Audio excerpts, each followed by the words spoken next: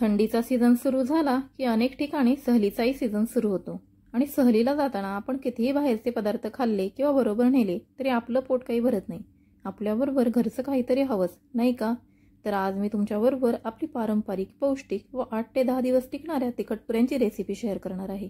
Recipe आवडली तर like करा, शेअर करा, कॉमेंटमध्ये तुमचा रिप्लाय नक्की कळवा आणि हो, चॅनलला सबस्क्राईब करायला मात्र विसरू नका. चला रेसिपीला सुरुवात करूया. तर इथे मी सुरुवातीला मिक्सरच्या भांड्यात कोथिंबीर, हिरव्या मिरच्या आणि लसूण घेणार आहे.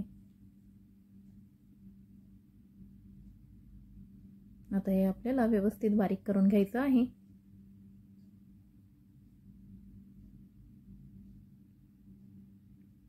यात मी 1 चमचाभर जिरे घेतलेला आहे.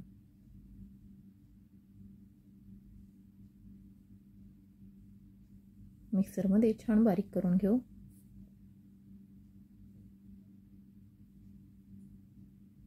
आपली पेस्ट तयार आहे. आता आपण व्यवस्थित असं तिखटपुऱ्यांचं पीठ मळून घेणार आहोत. त्यासाठी इथे मी 1 किलो गव्हाचं पीठ घेतलेलं आहे,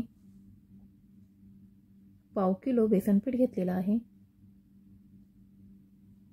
आणि साधारण वाटीभर ज्वारीचं पीठ घेतलेलं आहे. आता इथे तुम्ही पिठांची प्रमाण कमी जास्त करू शकता. तिथे यात मी चमचाभर ओवा घालणार आहे. ओवा मी मिक्सरमध्ये बारीक करून घेतलेला नाही. ओवा आपल्याला असाच हातावर चुरगळून घालायचा आहे, त्यामुळे तिखटपुऱ्यांना आणखी छान स्वाद येतो. इथे मी अर्धी वाटी तीळ घातलेले आहेत.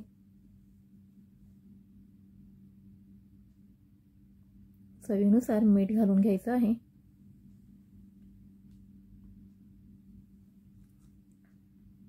यात तुम्हाला हवं असतील तर तांदळाचं, बाजरीचंही पीठ ॲड करू शकता. इथे मी चमचाभर हळद घातलेली आहे आणि आता आपण जी पेस्ट केली होती ती यात घालून घेऊ.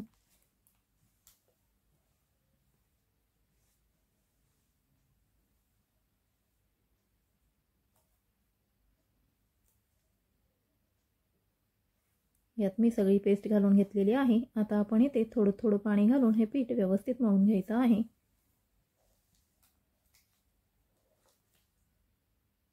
आपल्याला हे पीठ पुरीच्या पिठाप्रमाणेच मळून घ्यायचं आहे.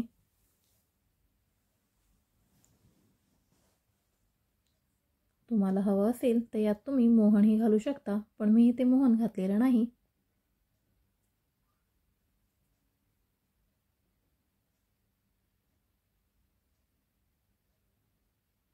इथे आपलं पीठ मळून तयार झालेलं आहे. आता आपण या पिठाला थोडासा तेलाचा हात लावून घेऊ. तेलाचा हात लावून आपल्याला हे पीठ व्यवस्थित एकदा मळून घ्यायचं आहे.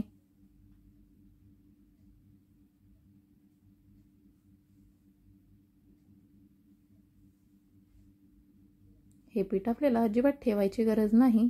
आपण ह्याच्या पुऱ्या लगेच लाटून घेऊ शकतो. अशा प्रकारे आपण सगळे गोळे तयार करून घेऊ. पुऱ्या लाटण्याआधी आपण इथे तेल तापत ठेवू, जेणेकरून पुऱ्या लाटता लाटताच आपल्याला त्या तळता येतील.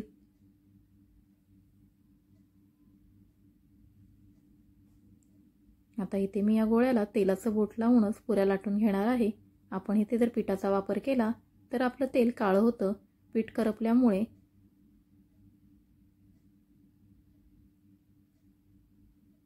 छान अशा पातळ पुऱ्या लाटून घ्यायच्या आहेत. आता तुम्ही ही पुरी अशीच तळू शकता किंवा वाटीच्या साहाय्याने कट करून एकसारख्या आकाराच्या पुऱ्या करू शकता.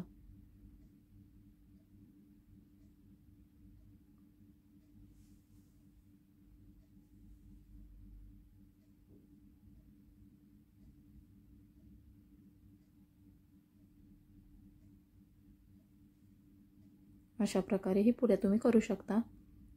आता मी इथे अजून एक पद्धत तुम्हाला दाखवणार आहे. ही पद्धत आपली नेहमीचीच आहे. एक मोठा गोळा घेऊन आपल्याला चपाती लाटून घ्यायची आहे आणि त्याच्या पुऱ्या कट करून घ्यायच्या आहेत, जेणेकरून आपल्याला वाटीच्या साहाय्याने जर पुऱ्या करायच्या असतील तर ह्याच पद्धतीने केलेल्या पुऱ्या सोप्या जातात आणि आपल्या पुऱ्या एकसारख्या आकाराच्या तयार होतात. छान अशी पातळ चपाती आपण लाटून घेऊ.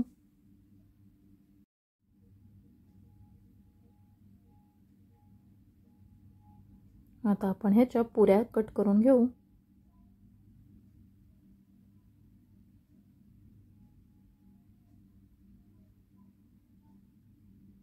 आता हे उरलेलं पीठ आपल्याला पुन्हा पुऱ्या करताना वापरायचं आहे.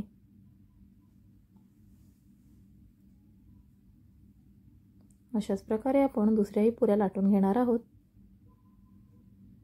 आपलं तेल तापलंय का ते पाहू. तेलात थोडासा पिठाचा गोळा टाकलेला आहे, तो लगेच वर आलेला आहे. आपलं तेल छान तापलेलं आहे. आता आपण पुऱ्या तळून घेऊ. ह्या पुऱ्या आपल्याला मध्यम ते हाय फ्लेमवरच तळून घ्यायच्या आहेत.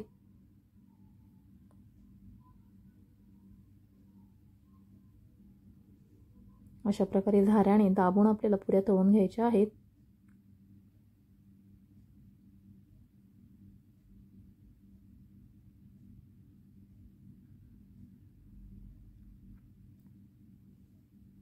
पहा किती छान अशा टम्म पुऱ्या फुगत आहेत.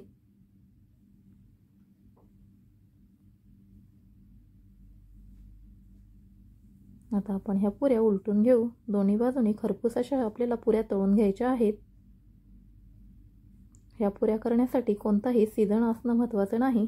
जेव्हा आपल्या मनास वाटेल त्यावेळेस आपण ह्या पुऱ्या करू शकतो किंवा मुलांच्या डब्यासाठीही हा एक उत्तम पर्याय आहे. या पुऱ्या चहा, चटणी, लोणचं किंवा दह्याबरोबर छान लागतात. तशाच नुसत्या खायलाही भन्नाटच लागतात. तुम्हाला या पुऱ्या कशासोबत आवडतात कॉमेंटमध्ये नक्की सांगा. अशा प्रकारे आपण सगळ्या पुऱ्या तळून घेऊ.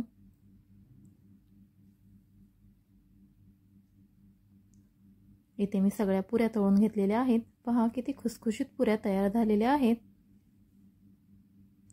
रेसिपी संपूर्ण पाहिल्याबद्दल धन्यवाद. पुन्हा भेटू अशाच नवीन व्हिडिओमध्ये. तोपर्यंत बाय बाय.